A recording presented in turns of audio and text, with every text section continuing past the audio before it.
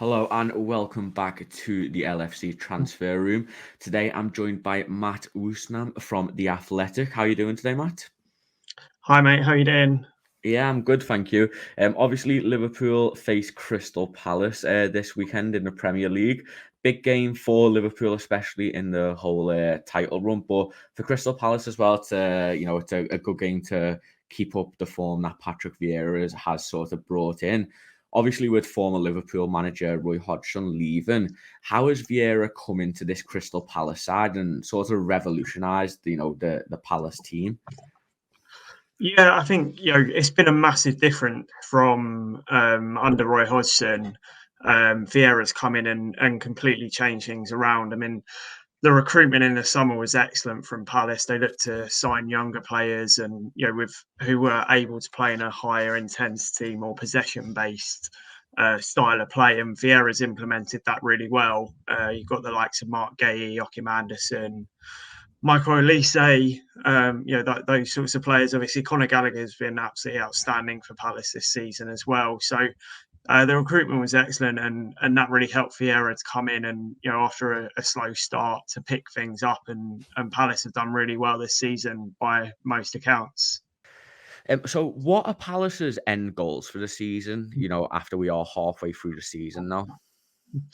So I think for teams like Palace, it's still just to stay up in the Premier League, especially after their transitional season. So this is probably we're probably two transfer windows into a four transfer window transition for Palace, and they're doing well. And I think there's definitely teams more likely to go down than Palace. I wouldn't think that Palace would get dragged into a relegation battle.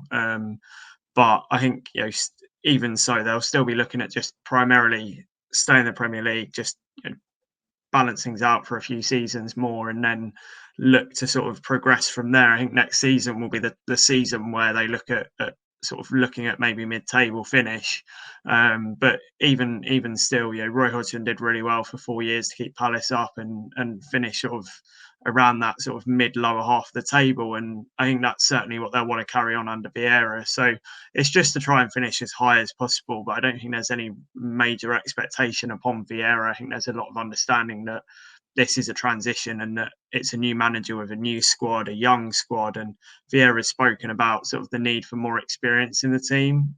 So I think that will be one thing that they'll look at. But I think mainly just to finish as high as possible. Yeah, and obviously Conor Gallagher is having an unbelievable season. How important is he to this Patrick Vieira side? Yeah, he epitomises what it's all about. He's got that sort of box to box midfield.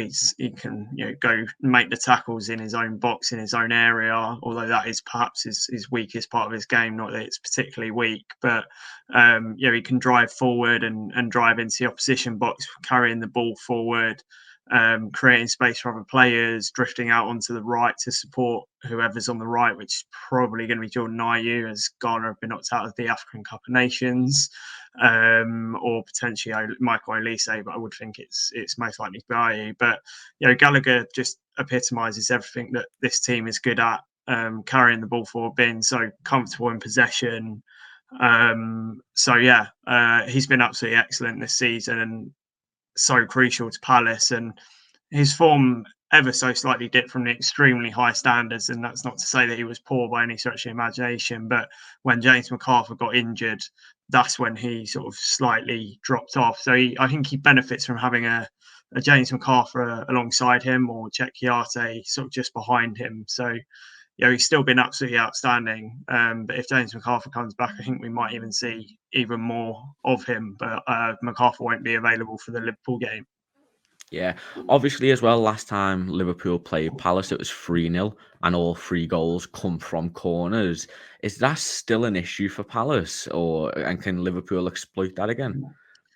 Yeah, it is still an issue for Palace. Late goals is an issue still for Palace. Conceded in the 1-1 draw with Brighton late on, relatively speaking. I suppose corners hasn't been quite as bad as it was to begin with earlier in the season. They have seemingly worked on that a bit and improved that, but it's still not not perfect. They do still look a little bit nervy from corners. The lack of height in the middle there. I mean, Chekiate adds that height and that aerial presence, but the two centre backs perhaps aren't the best in the air. So yeah, potentially it could be an area, but you would think that,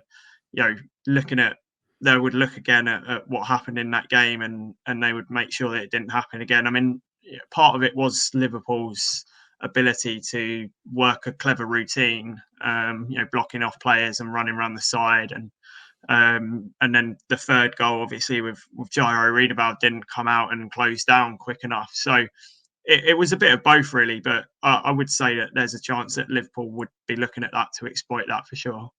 Yeah, and we've already spoken about Conor Gallagher.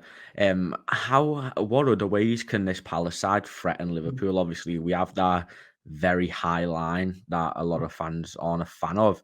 With obviously, if you've got a fair few pacey players up front, is that a way Palace can, look to threaten Liverpool? Yeah, quite possibly. I mean, Palace seem to be playing a much higher line than they did under Roy Hodgson. Certainly, that was pretty low block. Whereas Vieira likes a more intense high press. And if you look at Conor Gallagher against Liverpool, even the way that he'll do it is he will press high and he will chase and harry and harass, and that's the sort of thing that perhaps Palace can do. I mean, at Manchester City, when Palace beat Man City at the Etihad, which I think might even be their only away win this season. Certainly, they don't have many good away wins, but yeah, certainly that their home form is very good. So I would expect it to be tougher at Selhurst in this game. But I think Odsonne Edouard is perhaps the key as well. I would expect him to start up front. Perhaps probably through the middle, I would think, with John Nayu out on the right. And I think if you can sort of drive through, then there's a chance that you could break through the lines and put that pressure on at Man City. It was all that pressure early on and the determination to get through the defence and to cause problems and to cause mistakes. So that's probably Palace's best chance. Yeah, and on the flip side, where can Liverpool really target this Palace side? Obviously, Mohamed Salah and Salah and Mane, I forgot the names then, are both still away at AFCON. So it's going to be a bit of a different direction for Liverpool. Where can they look to hit Palace?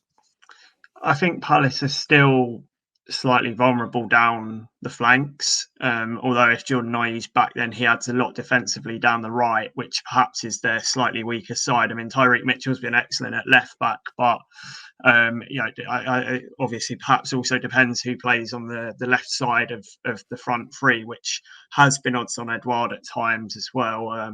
Perhaps could be Jeffrey Schlupp. We'll see who it ends up being, but I think the right back position, as amazing as Joe Ward has been for Crystal Palace in what is almost a decade now, he's a relatively old for a fullback. Obviously pace can do him, and he was partly responsible for the goal at Brighton as well. So also anything over the top, like I wouldn't imagine Liverpool would be playing lots of long balls over the top, but Joachim Andersen and Mark Gay aren't perhaps the best at being able to deal with those sort of high balls over the top and having a striker play off their shoulder. So perhaps that's another way as well. There's a few ways perhaps, but yeah, I think Palace have learned from some of their mistakes, but some of them still need to be worked on.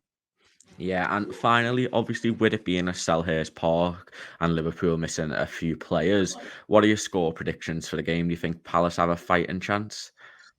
I think it'll be tighter than perhaps the 3-0 at Anfield, but I still think Liverpool will have too much of Palace.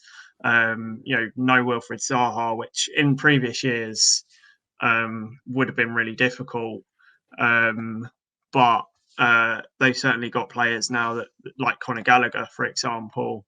So I think that will be a big thing. I think that at Selhurst, it's an intimidating atmosphere. So I think I would still err on the side of Liverpool, given how good they are, and I mean, you can't be second in the league and have that wealth of talent even without the guys at AFCON. So I think perhaps 2-0 Liverpool, 2-1 Liverpool, something like that.